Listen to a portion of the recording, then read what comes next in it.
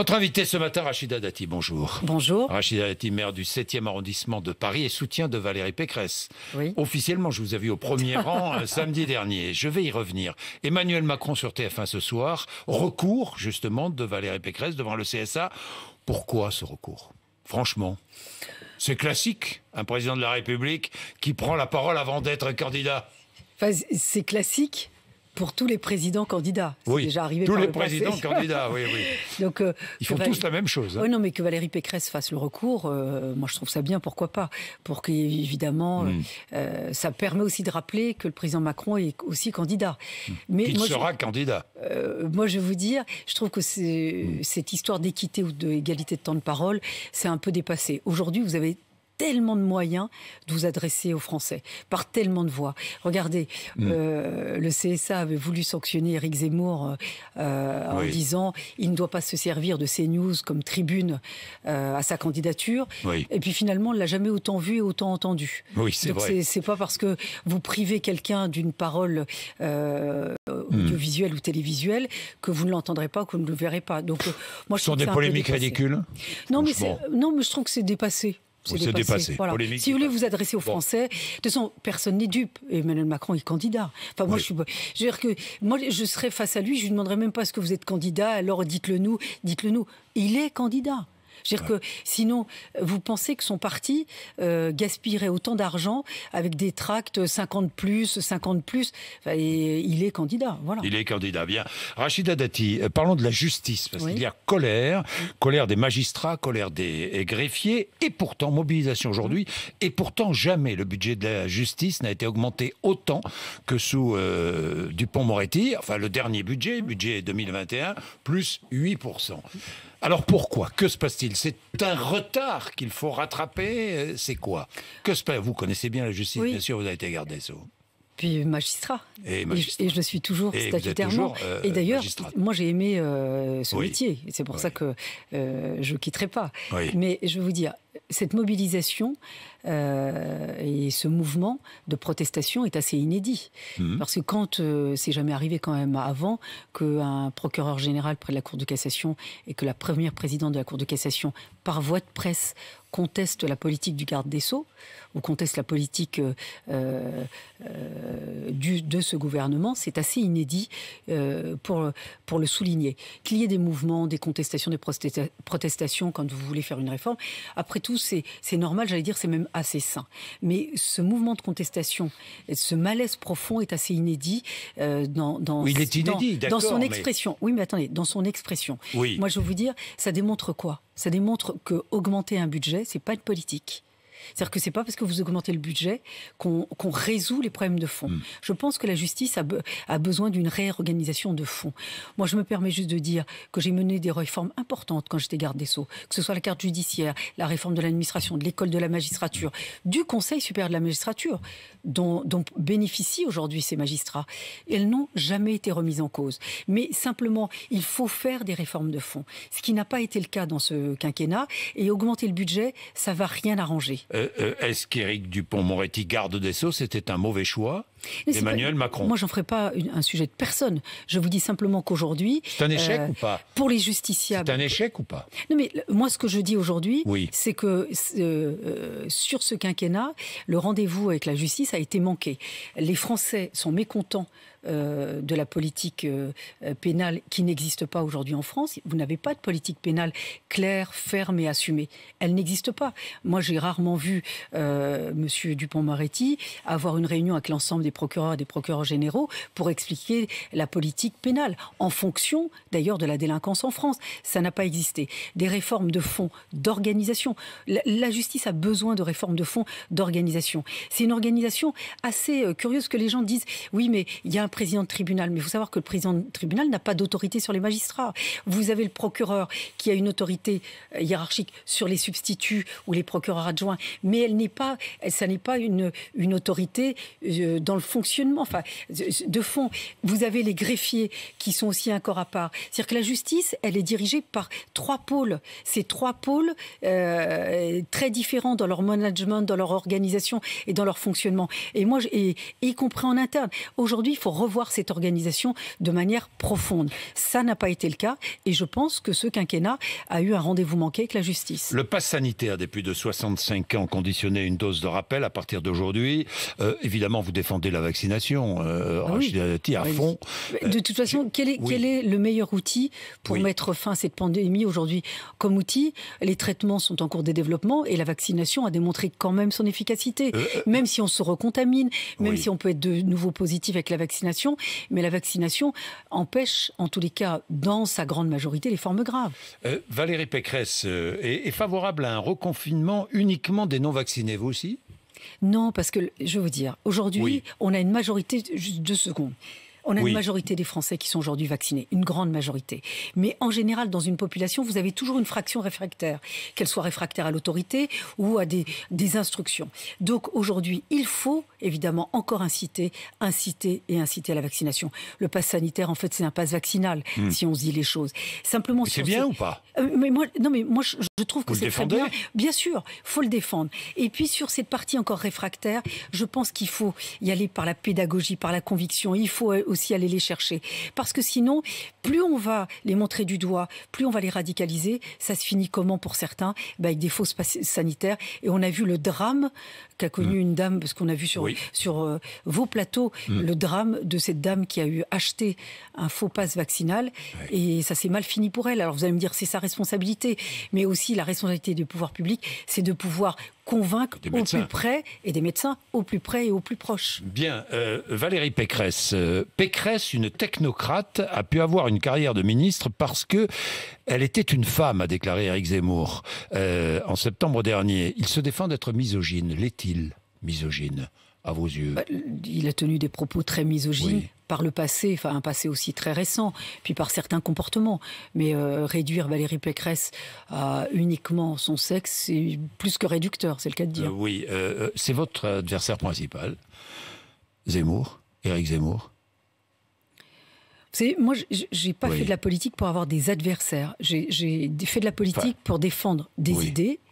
Pour aussi convaincre d'autres sur des idées. Vous avez un électorat voisin. Enfin, vous, Valérie Pécresse, Éric Zemmour et même Marine Le Pen. Écoutez, Monsieur Bourdin, je vais vous dire, moi, ça va être fermer le banc. J'ai rien en commun avec Éric Zemmour. Je vous le dis très clairement.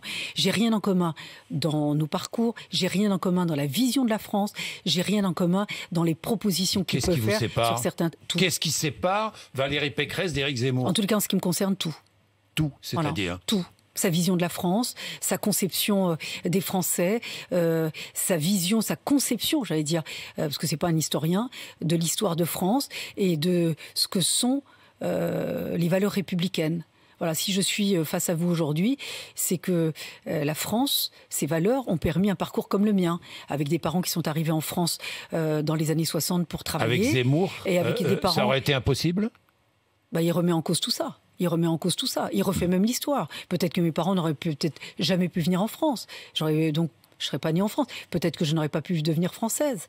Je n'aurais pas pu accéder aux responsabilités que j'ai pu avoir grâce à l'école, notamment. Grâce à l'école. Grâce à des personnes aussi qui m'ont tendu la main. Donc, voilà. Donc, moi, j'ai rien en commun avec M. Zemmour. Oui, vous soutenez... Et puis, n'oubliez pas, j'ai été, entre guillemets, sa première victime politique, puisque lorsque j'étais garde des Sceaux, que j'avais appelé ma fille du prénom de maman, il l'avait violemment contesté. Il avait même dit que j'étais indigne de la République, ou que la République ne pouvait pas m'accueillir ou accueillir ma fille en raison de son prénom. Donc, c'est quand même assez violent, et c'est pas la France.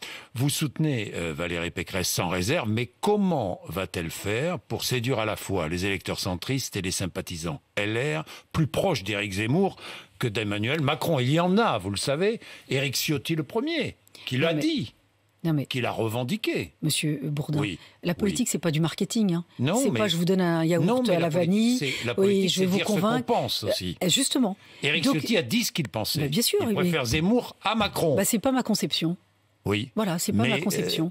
Voilà, moi je vais vous dire, ma conception de la politique et de la droite, aujourd'hui la France est majoritairement à droite, dans ses valeurs et dans ses attentes. Que veut la France? Que veulent les Français? Et notamment les classes populaires qui ont été totalement oubliées dans ce quinquennat, mais aussi peut-être aussi un peu par nous, à la droite. Et aujourd'hui, vous savez, vous ne pouvez pas être élu à la présidence de la République si vous ne convainquez pas les classes populaires. Qu'est-ce qu'elles veulent, les classes populaires? Elles veulent plus d'autorité, plus de sécurité, une école qui rétablisse l'ascenseur social, parce qu'ils veulent que leurs enfants aient un sort qui soit meilleur que le leur. Que veulent-ils? Qu'on réduise les inégalités, qu'on revalorise le travail. C'est-à-dire que quand vous travaillez, votre travail vous apporte quelque chose de plus que si vous ne travaillez pas. Reconnaissance du mérite. Qu'on maîtrise aussi les flux migratoires, puisque les flux migratoires non maîtrisés, évidemment, ça crée des fractures dans notre pays. Aujourd'hui, notre pays n'a jamais été autant fracturé. Et donc, c'est rétablir l'autorité, avoir une politique pénale, faire réduire les inégalités, revoir les méthodes d'apprentissage à l'école. Je vous invite à lire le dernier rapport de la Cour des comptes sur l'école. C'est catastrophique. Comment les inégalités se sont aggravées, comment l'école ne permet plus une ascension sociale. Tout ce qui fait le cœur de la France, tout ça est cassé aujourd'hui. Rachida Dati, je sens votre volonté, cette volonté de faire avancer les choses, d'être là. Vous ne regrettez pas de ne pas avoir été candidate? Non, franchement. Très franchement, non. Vous pourriez être à la place de Valérie Pécresse. Quand vous faites de la politique, vous pouvez vous voir partout. Oui. J'ai toujours considéré que la fonction présidentielle, pour moi, elle avait un peu plus, de la sacralité. Oui. Moi, je pense que c'est pas donné à tout le monde d'être candidat à l'élection présidentielle. Moi, j'ai encore du respect et j'allais dire même de l'émotion vis-à-vis de cette fonction présidentielle. Moi, j'ai mené un combat à Paris qui n'a pas été un combat facile et un combat sur lequel nous avons eu des résultats puisque nous sommes le premier groupe politique à Paris. Nous avons plus d'élus que Anne Hidalgo, mais ce mode de scrutin permet des attelages qui nous a mis évidemment en deuxième position. Alors parlons de la politique migratoire. Quelques mots quand même. La France peut-elle conduire une politique migratoire sans le reste de l'Europe? Parce que j'entends beaucoup de candidats dire on va fermer les frontières, on va faire des moratoires. Oui, mais d'accord, mais on n'est pas seul. On est dans l'Union européenne et personne ne pourra conduire... Est-ce que vous êtes d'accord avec moi? Il y a deux aspects. Est-ce qu'on peut conduire une politique migratoire sans le reste de l'Europe? Non, mais il faut avoir une politique européenne sur la maîtrise des flux migratoires. Pour autant, nous avons une souveraineté sur la maîtrise de l'immigration si on le voulait. On peut demain réduire le regroupement familial, revoir les critères de l'asile, ne plus accueillir n'importe comment, avoir une politique d'expulsion beaucoup plus ferme, avec des accords bilatéraux avec les pays d'origine. On ne le fait pas. Donc, à un moment donné, c'est évidemment la volonté politique qui compte. Mais aussi, il faut que cette politique nationale... Parce que ceux qui vous disent qu'on ne peut pas avoir de politique migratoire nationale, c'est pas vrai. Nous pouvons le faire. Je vous donne un exemple. Pour les expulsions, aujourd'hui, on n'expulse pratiquement plus personne. Et vous avez en Allemagne ou en Angleterre, comment ils procèdent à leurs expulsions? Ils expulsent beaucoup plus que nous. Pourquoi? Parce que... Mais il y a plus de migrants que nous, chez nous. Non, mais attendez, c'est pas... En Allemagne, notamment. Non, mais déjà sur la procédure. Parlons de la procédure. Et en Grande-Bretagne aussi. Parlons de la procédure d'expulsion. On les accueille, on les fait travailler sans les déclarer. Non, mais... Ça, c'est encore autre chose. Mais je vous dis que quand vous voulez expulser un étranger dont vous ne voulez pas sur votre territoire, l'Allemagne ou l'Angleterre, que font-ils? Ils essayent de l'expulser. Le pays n'en veut pas d'origine. Ils sont placés dans un centre de rétention jusqu'à l'expulsion.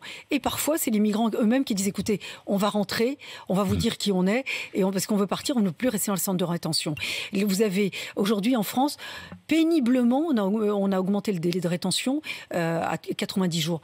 Vous avez en Allemagne, c'est plus de 6 mois, et en Angleterre, c'est presque à l'infini. Donc, tant que la personne n'est pas expulsée, il est en centre de rétention. En France, on ne le fait pas. Donc déjà, on pourrait changer la durée de rétention. Donc, si on voulait avoir une politique de maîtrise des flux migratoires de manière ferme et claire, nous pourrions le faire en France. Ensuite, au niveau européen. Au niveau européen, et d'ailleurs, ça peut être l'enjeu de la présidence française de l'Union européenne, c'est d'avoir une politique harmonisée sur quoi? Politique d'intégration, différente d'un pays à un autre. Politique d'expulsion, différente d'un pays à un autre. Politique de regroupement familial, différente d'un pays à un autre. Et l'asile. Je prends le Danemark. Ce sont des sociodémocrates. Ils ont réduit, pour ne pas dire quasiment supprimé, l'asile, en disant nous on n'accueille plus parce qu'on ne peut plus accueillir. Donc l'asile au Danemark est quasi réduit à néant. Alors que ce sont des sociodémocrates. Si, en France, rappelez-vous, quand on a commencé à parler de l'asile, en disant on réforme, on revoit les critères de l'asile, on a dit mais ça n'est pas une conception républicaine. Bien sûr que si. C'est-à-dire qu'on ne supprime pas l'asile, mais on revoit les critères. Quand je regarde les textes défendus... Pardonnez-moi, M. Bourdin. Si effectivement nous n'avons pas cette harmonisation, vous créez des effets d'aubaine. Oui, d'un pays à un autre. Je vous dis ça parce que j'ai écouté Emmanuel Macron jeudi dernier parler de l'Europe et notamment de la politique migratoire européenne. J'ai écouté Valérie Pécresse, j'ai lu Valérie Pécresse sur les mêmes sujets. Ils ont exactement les mêmes propositions. Exactement. Au niveau européen, je parle de politique migratoire européenne. Il y a une différence Macron-Pécresse, c'est pareil. D'accord, il y a une différence entre les deux. C'est qu'il y en a un qui est au pouvoir et qui peut le faire, et qu'il y en a une qui va le faire. Alors, est-ce que vous demandez à Emmanuel Macron d'abandonner la présidence du Conseil de l'Europe, comme certains l'ont fait? Moi, je vais vous dire, je trouve que c'est pas une bonne idée d'avoir maintenu cette présidence française. On peut la différer, comme d'autres chefs d'État l'avaient fait, ou de gouvernement avant lui. Vous pouvez la différer pour ne pas l'affaiblir. Parce que moi, je pense que ça va créer de la confusion. Quand il va présider l'Union européenne, dans le cadre de cette présidence française, et on ne saura pas qui parle, le candidat ou le président. Donc il sera forcément attaqué sur la scène nationale et donc affaibli sur la scène européenne. Et moi je pense que ça va évidemment ne pas faciliter des politiques à mener au niveau européen. Bien, Rachida Dati, Claude Guéant en prison, logique? Écoutez, moi je vais vous dire, j'ai une pensée pour lui, c'est quelqu'un qui a plus de 77 ans, qui est malade. Oui. Donc c'est pas très agréable. J'ai entendu sur votre plateau, sur vos plateaux. C'est pas très agréable, c'est sûr. D'accord. Mais moi je ne sais pas dans quelles conditions la décision d'incarcération a été prise. Donc il ne payait pas ce qu'il devait. Vous avez eu accès au dossier? C'est ce qui est écrit partout. Voilà. C'est ce qui est. C'est tout le sujet. J'ai pas eu accès au dossier. Tout le sujet. Enfin, j'imagine que les magistrats ont eu accès au dossier. Bah oui, j'espère. Donc je ne sais pas quelle est. Donc ils ont pris leur décision. Ils ont pris une décision en leur âme et conscience, en fonction du dossier. J'ai entendu sur vos plateaux que son avocat avait formé des recours. Attendons l'issue des recours. Oui. Ok. Rachida Dati, Conseil de Paris. Vous êtes en plein Conseil de Paris. Que se passe-t-il à Paris? Est-ce que, tiens. J'ai une question directe. Est-ce que la ville de Paris est aujourd'hui sous la menace d'une mise sous tutelle? Franchement. Techniquement, oui. Je vais vous expliquer, Monsieur Bourdin. Paris, c'est la capitale de la plus grande région d'Europe. D'année en année, Paris décline. Tout le monde s'en rend compte dans tous les domaines. Ça, c'est le deuxième point. Troisième point, Paris explose sous la dette. Sous la seule mandature de Madame Hidalgo, et c'est vérifiable, nous sommes en débat budgétaire, la dette a augmenté de 100%. Nous sommes à plus de 7 milliards en 2021. Nous serons à plus de 8 milliards en 2022. À plus de 8 milliards en 2022. C'est la ville la plus riche de France. Plus de 10 milliards de budget. Nous avons adopté hier... 10 milliards de budget, 8 milliards de dette. Exactement. Sans investissement notoire. Hein. Hier, le budget a été adopté. Il est insincère. Pourquoi? Parce que dans ce budget, il y avait beaucoup de trous. Donc, Mme Hidalgo a souhaité boucher les trous. Qu'a-t-elle fait? Recours à l'endettement, puisqu'elle a procédé à un endettement de plus de 1 milliard supplémentaire. Supplémentaire, hein, à la dette qu'on connaît aujourd'hui. Deuxième chose, elle a surestimé les recettes, parce que pour une collectivité, vous ne pouvez pas adopter un budget en déséquilibre, c'est illégal. Donc, il faut boucher les trous. Donc, recours à la dette de plus de 1 milliard, surestimation des recettes, c'est-à-dire qu'elle supprime les places de stationnement, mais elle fait comme si cette suppression n'existait pas. Elle a surestimé les recettes de stationnement. Le tourisme a fortement diminué. Elle a surestimé les taxes de séjour liées au tourisme. Donc, ce budget est insincère. Et autre singularité, seule collectivité en France, le programme d'investissement de la mandature n'a pas été adopté. C'est-à-dire que ce budget, c'est uniquement pour des dépenses courantes, entre guillemets. Il n'y a pas de plan d'investissement pour la mandature. Vous demandez la mise sous tutelle? Là, nous allons saisir les autorités sur ce budget, puisqu'on considère qu'il est insincère. Vous allez saisir le ministère? Vous allez saisir le gouvernement? Le préfet d'abord? Parce que les recettes ont été... autorités, le gouvernement? Parce que les recettes ont été surestimées. D'ailleurs, le ministre de l'économie, des finances et la ministre des collectivités ont mis en garde Madame Hidalgo sur les finances de la ville, en disant que, évidemment, les finances de la ville mettent en péril, en tous les cas, l'avenir de Paris. Est-ce que vous demandez de se retirer de la présidentielle pour s'occuper de Paris? Ça serait mieux, vu les sondages, ça serait mieux, parce que de toute façon, là, les sondages sont très mauvais pour elle. Et puis, et à la fois, elle-même a dit, compte tenu de ce niveau de sondage, elle souhaite maintenant qu'il y ait une primaire. Donc, elle va faire la primaire, la présidentielle, et Paris n'est ni géré, ni dirigé. Et tous les Parisiens... Est-ce qu'on peut diriger une grande ville ou une grande région et être candidat à la présidentielle? Bien sûr, comme Valérie Pécresse.